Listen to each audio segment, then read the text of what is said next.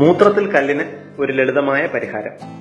മൂത്രത്തിൽ കല്ല് എന്ന് പേര് പറയുമെങ്കിലും വൃക്കയിലോ മൂത്രനാളിയിലോ തങ്ങി നിൽക്കുന്ന കട്ടിയേറിയതും മൂർച്ചയുള്ളതുമായ കല്ലുകളാണിവ. പണ്ട് അപൂർവമായാണ് കണ്ടിരുന്നതെങ്കിലും ഇപ്പോൾ മൂത്രത്തിൽ കല്ല് വളരെ സാധാരണയായി കാണപ്പെടുന്ന ഒരു രോഗമായി മാറിക്കഴിഞ്ഞു. കുട്ടികളിൽ ഈ രോഗം സാധാരണ അപൂർവമാണ് എങ്കിലും ഇന്ത്യയിലെ കുട്ടികളിൽ ഈ രോഗം ഇപ്പോൾ കൂടുതലായി കണ്ടുവരുന്നുവെന്ന് പ്രശസ്ത പീഡിയാട്രിക് നെഫ്രോളജിസ്റ്റ് ആയ ഡോക്ടർ പങ്കജ് ദേശ്പാണ്ഡെ തന്റെ പഠനങ്ങളിൽ പറയുന്നുണ്ട്. വൃക്കയിലെ കല്ലിന് കാരണങ്ങൾ പലതാണ്. വെള്ളം കുടിക്കുന്നത് താരതമ്യേന കുറയുക, ഫാസ്റ്റ് ഫുഡ് ഭക്ഷണ രീതി, രക്തത്തിൽ പഞ്ചസാര, യൂറിക് ആസിഡ് ഇവയുടെ അളവ് കൂടുക, ചിലതരം മരുന്നുകൾ, വ്യായാമക്കുറവ് ഇവയെല്ലാം മൂത്രത്തിൽ കല്ലിന് കാരണമാകുന്നുണ്ട്.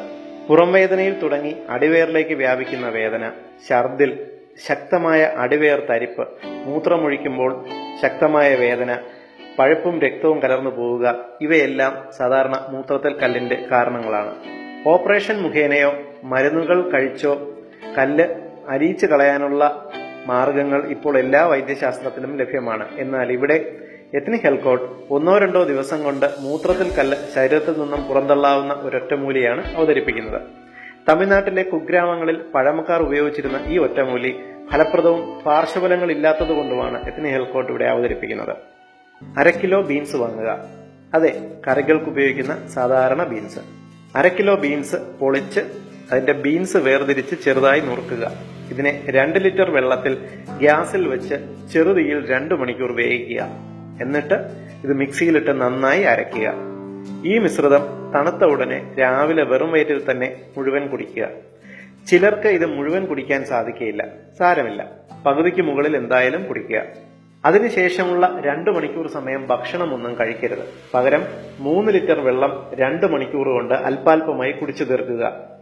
ആസിഡ് മിശ്രിതങ്ങളായ ചായയോ കാപ്പിയോ ഈ സമയം കുടിക്കരുത്. കാരണം ആസിഡ് മിശ്രിതങ്ങൾ മൂത്രത്തിൽ കല്ല് അലിയുന്നതിനെ തടയും. 3 മണിക്കൂർ കഴിഞ്ഞതിന് ശേഷം വിശന്നാൽ കഞ്ഞിയോ മറ്റു ലഘുഭക്ഷണങ്ങളോ കഴിക്കാം.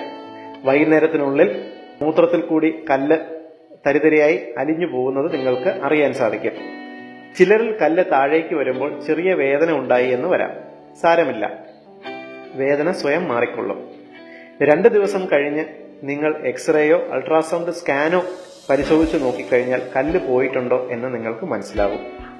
യാതൊരു സൈഡ് എഫക്റ്റും ഇല്ലാത്ത എല്ലാവർക്കും ട്രൈ ചെയ്യാവുന്ന ഈ ഒറ്റമൂലി നിങ്ങൾക്ക് വേണ്ടി അവതരിപ്പിക്കുന്നത് ethnichealthcode.com.